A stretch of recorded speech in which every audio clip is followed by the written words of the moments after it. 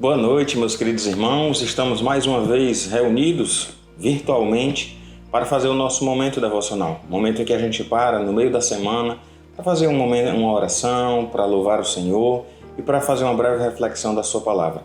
Que seja esse um momento precioso na vida de cada um dos irmãos, um momento de juntos crescermos no Senhor. Vamos orar então nesse momento? Pai, muito obrigado, Senhor, por esse dia de vida que o Senhor nos dá. Obrigado, Pai, pela oportunidade de estarmos aqui juntos para refletir mais na Tua Palavra, para louvar também o Teu nome. Que esse seja um momento de culto de fato agradável a Ti, que esse breve momento devocional seja importante para a vida de cada um de nós e que seja um momento de refrigério, de refletir na Tua Palavra. Abençoa cada uma das famílias da Tua igreja e abençoa também todos aqueles que nos acompanham agora pela internet. Oração que te fazemos em nome de Jesus. Amém, Senhor. Olá, irmãos, é um privilégio estarmos aqui mais uma vez para juntos louvarmos ao Senhor.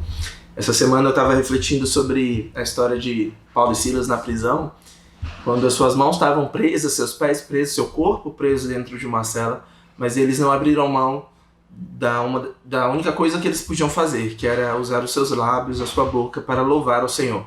Eu sei que nesse momento a gente está em isolamento social, afastamento, obviamente não estamos presos como Paulo e Silas, mas estamos num momento em que pouco nos resta para cultuar ao Senhor, mas ainda podemos cultuar na nossa casa, ainda podemos ter essa reunião virtual e ainda podemos usar a nossa voz, os nossos lábios para glorificar e para adorar a Deus. Eu quero te convidar para junto comigo nesse momento, para que a gente possa declarar que Ele é digno de louvor, que nós o coroamos o Rei das nossas vidas, Rei dos nossos corações, Rei das nossas famílias, Rei das nossas casas.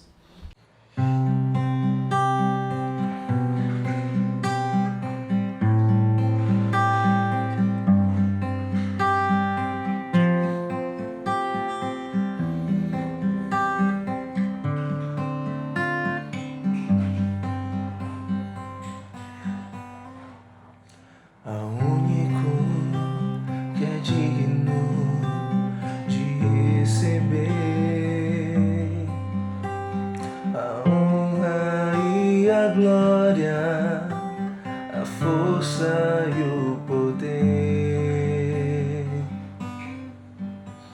ao Rei eterno, imortal, invisível, mas real. A Ele ministramos o louvor, ao único que é digno de receber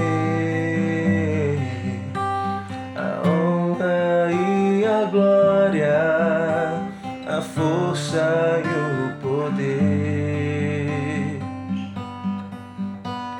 ao Rei eterno, imortal, invisível, mas real.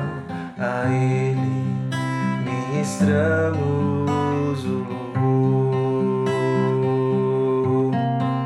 coroamos a Ti, ó Rei Jesus, coroamos a Ti, ó Rei Jesus, adoramos o Teu nome, nos rendemos aos Teus pés, consagramos todo o nosso ser a Ti. Vamos cantar mais uma vez? Ao único que é digno de receber a honra e a glória, a força e o poder, Rei eterno, ao Rei eterno, imortal, invisível, mas real. A Ele ministramos o louvor, coroamos a Ti, ó Rei Jesus,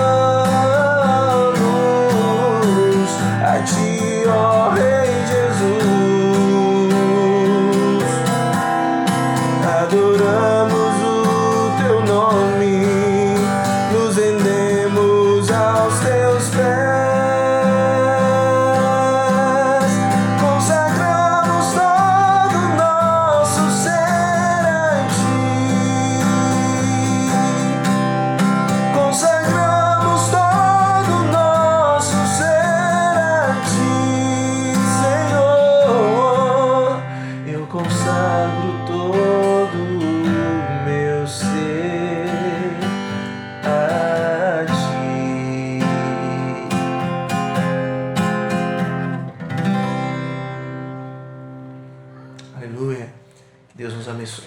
Eu gostaria de convidá-los nesse momento a abrir as suas Bíblias na carta de Paulo aos Efésios, no capítulo 6, texto bem conhecido que fala sobre a armadura de Deus. Então ele vai falar então a partir do versículo 10, quanto ao mais, sede fortalecidos no Senhor e na força do seu poder, revesti-vos de toda a armadura de Deus para poderdes ficar firmes contra as ciladas do diabo. Então ele vai falar sobre a questão da gente se revestir da armadura de Deus. A ideia é da gente poder se preparar para enfrentar uma batalha. Batalhas essas que podem ser como do tipo do que a gente está vivendo nos dias de hoje, de enfermidade, de dificuldades financeiras, de calamidade pública, ou seja lá o que for, ou dificuldades como outras qualquer, que a gente acaba enfrentando na vida. A ideia por trás do texto é que a gente tem que estar preparado para a batalha que a gente enfrenta no dia a dia. E é por isso que ele diz que quanto ao mais, depois de ter falado sobre a questão do lar cristão, da questão dos servos e dos senhores e tudo mais, quanto ao mais, para a gente ser fortalecido no Senhor e na força do seu poder. Então a ideia, antes de mais nada, para deixar claro, a ideia por trás dessa questão da armadura de Deus não é o poder que eventualmente a armadura tem em si, mas é o que ela representa no sentido de estar fortalecido no Senhor e na força do seu poder. Então, na verdade, a ideia da armadura de Deus é como sendo um meio através do qual nós somos fortalecidos no Senhor e na força do seu poder. E ele vai dizer então no versículo 11 que nós devemos estar revestidos de toda a armadura de Deus para poder ficar firme contra as ciladas do diabo. Então, tem gente que às vezes acha que a gente pode usar de parte da questão do relacionamento com o Senhor, que eu posso ser meio servo de Deus, meio crente em Jesus Cristo, e a palavra vai nos dizer então que a gente tem que se revestir de toda a armadura de Deus para poder de fato ficar firme contra as ciladas. Não adianta querer se revestir parcialmente do Senhor, entregar a sua vida parcialmente a Ele, mas precisa de fato estar firme no Senhor por inteiro, vestindo toda a armadura de Deus para poder ficar firme contra as ciladas do diabo. E aí ele vai dizer, no versículo 12, porque a nossa luta não é contra o sangue e a carne, e sim contra os principados e potestades, contra os dominadores deste mundo tenebroso, contra as forças espirituais do mal nas regiões celestes. Uma coisa que esse texto vai deixar muito claro é que a nossa batalha não é um contra o outro, que a nossa batalha não é contra pessoas. E aí, deixa eu fazer aqui um parêntese. A gente tem vivido um tempo em que as pessoas estão muito briguentas, que as pessoas brigam por tudo, que a gente briga um com o outro, um brigando com o outro por causa de questões que a gente não deveria brigar. Por exemplo, um momento como esse de pandemia era um momento para a gente estar unido enquanto povo, enquanto pessoas e particularmente enquanto povo de Deus contra o nosso inimigo comum que é esta enfermidade e as dificuldades todas que nós vamos passar decorrentes de tudo isso. Mas o que acontece? A gente se esquece que a nossa luta não é contra carne, contra sangue, e a gente começa a brigar um com o outro, começa a desentender um com o outro, começa a ter desacordo quando a gente precisaria estar fortalecido no Senhor. E aí ele vai lembrar isso pra gente. E todos esses termos que ele usa aqui, principados e potestades, dominadores deste mundo tenebroso, tudo isso são relacionados às forças espirituais. Então a gente não tem que brigar contra as pessoas, especialmente a gente não tem que brigar contra os nossos irmãos em Cristo. A gente precisa, pelo contrário, se unir e lembrar que a nossa briga não é contra as pessoas, que a nossa briga é contra o nosso inimigo, que a nossa briga é contra o diabo, o nosso adversário e suas forças e as forças espirituais do mal, como diz o texto. E aí vai dizer então, portanto, tomai toda a armadura de Deus. Mais uma vez enfatizando, mesma coisa que disse no versículo 11, toda a armadura de Deus. Não é uma parte da proteção do Senhor, não é uma parte da vida nas mãos do Senhor, mas revestir-se de toda a armadura de Deus, para que possais resistir no dia mau e depois de terdes vencido tudo, permanecer inabaláveis. Lembra que lá no versículo 11 ele fala para a gente se revestir para poder ficar firme. Agora no versículo 13 ele diz mais uma vez para a gente se revestir, para a gente tomar toda a armadura de Deus, para que a gente possa permanecer inabalável, para que a gente possa resistir no dia mau. Nós temos sido tomados por dias maus. As dificuldades estão batendo à porta. Tenho conversado com vários irmãos da igreja que têm enfrentado ou diretamente a questão do Covid-19 ou indiretamente através dos seus familiares. E tem sido de fato uma luta, uma dificuldade que nós temos passado. E diante desse desafio é que a gente vai então permanecer inabalável e resistindo no dia mal, revestido da armadura de Deus. E é por isso que lá no versículo 14 ele diz então, estai, pois, firmes. Então perceba que a ideia em todo momento no texto é que a gente fique firme, que a gente fique inabalável, não na nossa própria força, não no meu próprio entendimento, não porque eu sou forte, porque eu sou bom, seja lá o que for, mas na força de fato do Senhor para permanecer inabalável. E ele vai falar de algumas questões que a gente deve vestir. Eu não vou entrar na pormenor da cabeça, do cinto, do pé, da sandália e tudo mais. Eu vou falar sobre o elemento que ele fala para a gente se revestir. E ele fala para a gente se revestir primeiro, lá no versículo 14, com a verdade, certo? E quando a gente fala sobre verdade, ele está falando sobre a verdade. E aí a gente lembra de duas coisas. Uma, Jesus Cristo disse, eu sou o caminho, a verdade e a vida. E a outra, a palavra do Senhor também nos diz, conhecereis a verdade, ou seja, a palavra, a verdade do Evangelho, a verdade do Senhor, e a verdade vos libertará. Isso não está falando sobre falar a verdade, não está falando sobre verdades, mas está falando sobre a verdade que liberta, a verdade do Evangelho, está falando sobre a palavra de fato do Senhor. Estais, pois, firmes, cingindo-os com a verdade.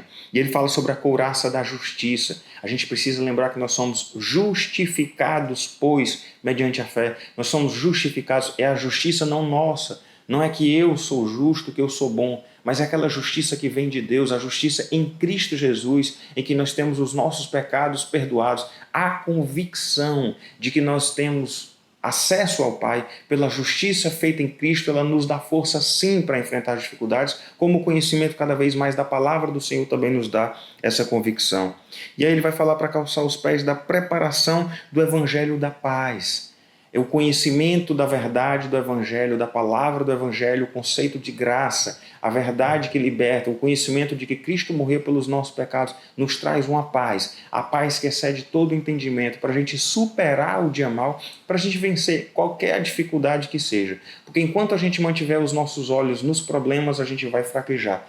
Mas quando a gente olha para o Evangelho, quando a gente olha para a verdade, quando a gente olha para a justiça em Cristo Jesus, a gente vai tendo paz. A paz da certeza que temos do que Cristo fez por nós e o que somos em Cristo Jesus. E aí ele diz então que a gente deve embaraçar sempre o escudo da fé, se protegendo de todas essas dificuldades e protegendo-se das dificuldades que podem surgir diante das tribulações, se protegendo através da fé, da confiança inabalável no Senhor, da confiança de que os dias são maus, sim, mas que Deus está no controle.